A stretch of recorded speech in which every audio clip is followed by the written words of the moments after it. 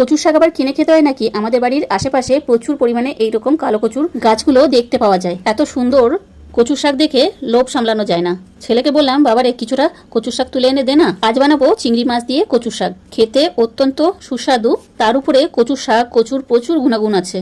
আজকের এই কচুর শাক রেসিপিটি যদি তোমাদের ভালো লাগে তাহলে প্লিজ ভিডিওটাকে লাইক ও শেয়ার করে আমার সাথে থাকার অনুরোধ জানাচ্ছি। সর্বপ্রথম কচুর শাকগুলোকে গোড়া থেকে কিছুটা দূর বাদ দিয়ে এগুলো কেটে নেবো, কারণ এই কচুর শাকগুলোর গোড়া থেকে অনেকগুলো কচুর লতি বেরিয়েছে।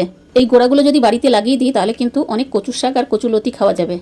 এই দেখো গোড়া থেকে কতগুলো লতি বেরিয়েছে, এগুলো আমি মাটিতে পুঁতে দেবো। আজকে আমি কচুর শাকটা রান্না করব চিংড়ি মাছ দিয়ে। এখানে 500 গ্রাম চিংড়ি মাছ আছে। চিংড়ি দিয়ে কচুর শাক কচুলতি খেতে কিন্তু দুর্দান্ত লাগে। ওপরের ওই চিংড়ি মাছটা দেখে তোমরা যেন মনে করো না চিংড়ি মাছটা ভয়ে পালাচ্ছিল। এই নিয়ে ঘরে ছেলেমেয়েরা খুবই হাসাহাসি করেছে।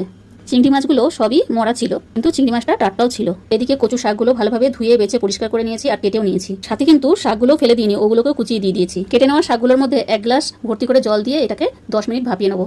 সাথে দিয়েছি 2-3 চামচ লবণ।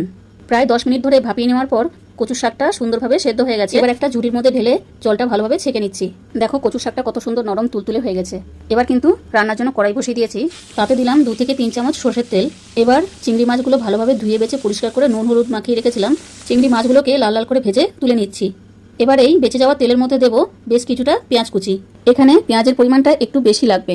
দিলাম বড় সাইজের 2টো পেঁয়াজ কুচি, সাথে দিলাম 7-8টা চেরা কাঁচা লঙ্কা, 15 থেকে 20 কোয়া থেতো করা রসুন। এখানে ঝালের পরিমাণটা নিজেদের প্রয়োজন অনুযায়ী একটু কম আর বেশি করা যেতে পারে। একসাথে পেঁয়াজ রসুন কাঁচা লঙ্কাগুলোকে খুব ভালোভাবে ভেজে নিচ্ছি। হালকা ভাজা হয়ে গেলে এর মধ্যে দিয়ে দিলাম সামান্য পরিমাণে হলুদ আর জল ছেঁকে রাখা শাকটা। ততক্ষণ তোমরা কে কোথা থেকে আমার এই ভিডিওটা দেখছো অবশ্যই কমেন্টের মাধ্যমে জানিও, যাতে আমি তোমাদেরকে ধন্যবাদ জানাতে পারি। এবার শাকটাকে খুব ভালো করে ভাজা ভাজা করে নিচ্ছি পেঁয়াজ রসুনের সাথে, কারণ এই কচুর শাকের মধ্যে যদি একটু জল থেকে যায় তাহলে কিন্তু গলা চুলকোনোর মতো প্রবণতা থাকতে পারে। সুতরাং কচুর শাকটাকে খুব ভালো করে ভাজা ভাজা করে নিতে হবে। এবার কচুর শাকের সঙ্গে আমরা অ্যাড করে দিলাম ভেজে রাখা চিংড়ি মাছগুলো। এখানে কিন্তু 500 চিংড়ি মাছই আমি এখানে দিয়ে দিইনি, অর্ধেকটা দিয়েছি, অর্ধেকটা রেখে দিয়েছি অন্যদিনে আরও অন্য কিছু রেসিপি শেয়ার করব বলে। এরকমভাবে আমরা প্রত্যেক বাড়ির গৃহিণীরা কিছু সাশ্রয় করে থাকি। এখনও কচুর শাকের মধ্যে ঝাল হয়নি, সেই কারণে আমি একটু লাল মরিচের গুঁড়া দিয়ে দিলাম, যাতে কচুর শাকটা খেতে একটু ঝাল ঝাল হয়। সেই সাথে দিলাম 1 চামচ ভর্তি করে লবণ আর 1 চামচ ভর্তি করে চিনি।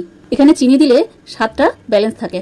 এখানে আরো একটা সিক্রেট উপকরণ দেবো, যাতে কচুর শাকটা আমাদের গলায় না লাগে। অর্ধেকটা পাতিলেবুর রস দিয়ে দিলাম, আর এটা অবশ্যই দিতে হবে একদম শেষের দিকে, যাতে লেবু রসটা বেশিক্ষণ রান্না করতে না হয়। বেশিক্ষণ রান্না করলে কিন্তু লেবু রস তিতা হয়ে যায়। এই দেখো কচুর শাকটা আমাদের একদম রান্না হয়ে গেছে। এবার এটা গরম গরম পরিবেশন করে দেবো। তো বন্ধুরা, আজকের এই রেসিপিটা তোমাদের ভালো লাগলে তাহলে কমেন্ট বক্সে সুন্দর করে একটা গঠনমূলক কমেন্ট করে যেও, যাতে পরবর্তীকালে তোমাদের সঙ্গে আরো ভালো ভালো নতুন নতুন রেসিপি শেয়ার করতে পারি। আজ এই পর্যন্ত, পরবর্তী আবার একটা রেসিপি নিয়ে হাজির হব। ভালো থেকো, সুস্থ থেকো।